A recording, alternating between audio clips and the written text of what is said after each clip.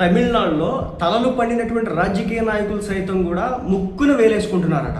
ఎందుకంటే మీ అందరికీ తెలిసిందే, అతనికి 118 స్థానాలకు గాను 108 స్థానాలు మాత్రమే వచ్చినాయి. 118 ఏంటంటే మ్యాజిక్ ఫిగర్ దాటితే మాత్రమే గవర్నమెంట్ స్థాపించగలుగుతాం. ఎప్పుడైనా సరే మ్యాజిక్ ఫిగర్ రాకపోతే హంగు వస్తుంది, సంకీర్ణ ప్రభుత్వం వస్తుంది, పొత్తులు పెట్టుకుని ముందుకెళ్లాల్సి వస్తుంది. సో ఇప్పుడు పొత్తులు పెట్టుకునే దానిలో భాగంగా తన దగ్గర నెంబర్స్ లేవు.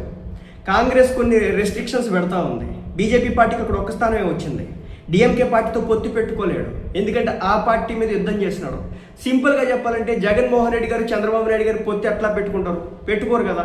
సో అదే మాదిరిగా ఇప్పుడు తమిళనాడు రాజకీయం అయితే ఉంది.